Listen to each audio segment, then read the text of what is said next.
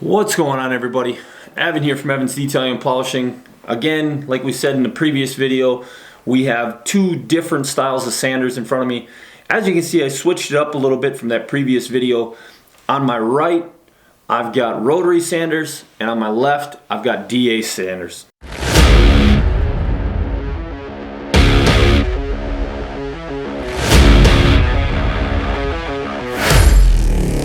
So what's the difference between rotary and DA? It's as simple as that. Rotary spins rotationally, and DA spins in kind of a star pattern. If you were to look at the bottom of these when they're spinning, it goes up, down, left, right, up, down. It just kind of randomly spins. It's random orbital is what they are. They work really well for finishing work. Rotary takes off a ton of material really quick. Stay tuned for another video real soon that will actually be showing on a piece of aluminum the difference between rotary and DA. We'll show how much quicker it removes material, how much deeper it can move, that kind of stuff.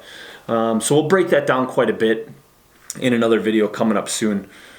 So right here we've got an air rotary and an electric rotary. Really comes down to preference, whichever you prefer. Do you like electric or do you like air? Whichever you have easier access to, it's usually electric. But either way, rotary is rotary. You're gonna spin. Either way, doesn't really matter. One way or the other, it's just spinning. I do know a lot of people that use interface pads when they're sanding. But this specific disc here is the one that we use here in my shop. We sell these. They're available on GoShineOn.com/shop. These discs right here are 5/8 threaded, so they thread right onto your variable speed buffer. I use this thing a lot, especially when I need to take off heavy material rather quickly.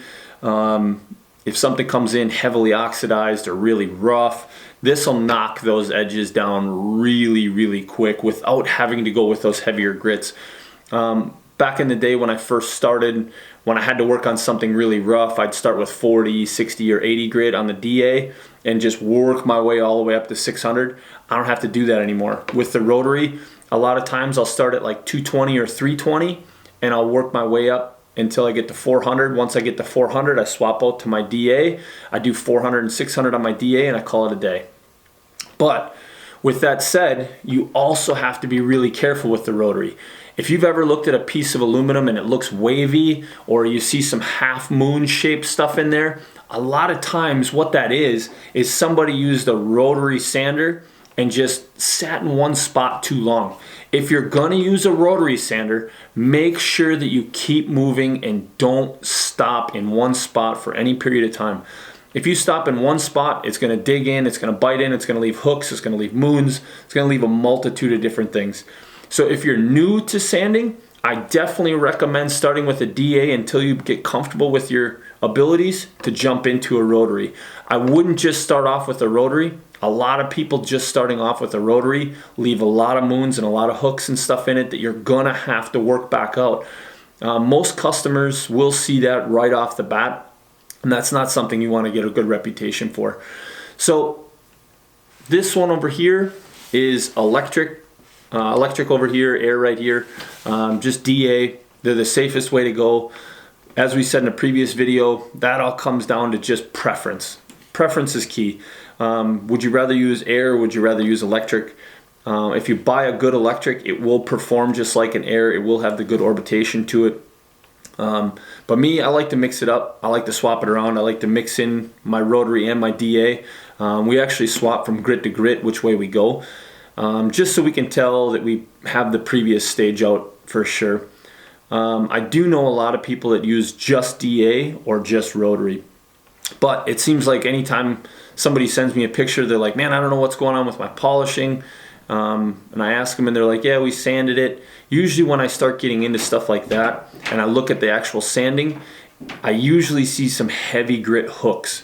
So even though they tell me they've sanded up to 800, I look back at it and I see some 320 or some 220 hooks in it. It just means that they didn't spend enough time on the 400 or the 600 stage to get rid of those before polishing. So Doesn't matter whether you use air or electric.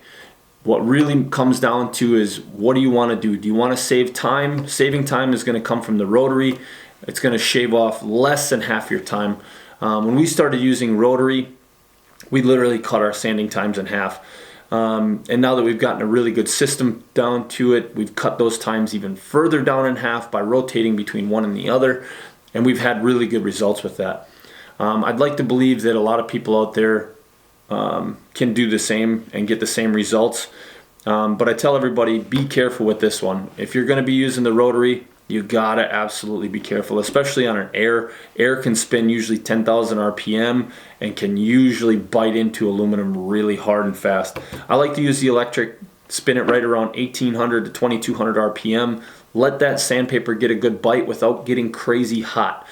Anytime your sandpaper gets hot, it's going to glaze it over and make that sandpaper useless. If you run it a little slower, it'll bite a little deeper and it won't glaze your paper usually. Your paper will wear out rather quick when you're using rotary. It will last a whole lot longer when you're using DA.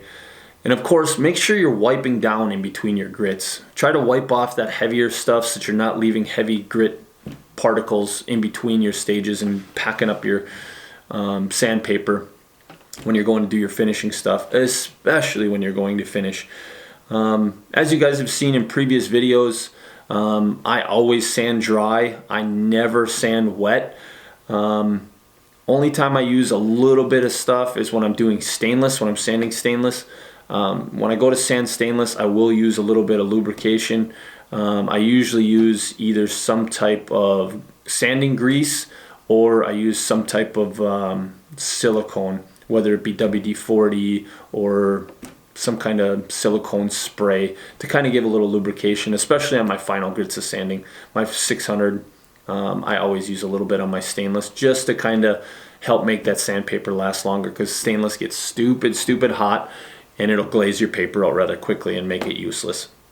So I hope you're finding this video helpful. I hope this help breaks down your sander a little bit. Stay tuned for that next video where we actually go out into the shop and we actually try out some of these sanders and show you guys how they work in the shop. Appreciate you guys stopping by. Click that subscribe button down below, and I hope you're finding these things useful. See you next time.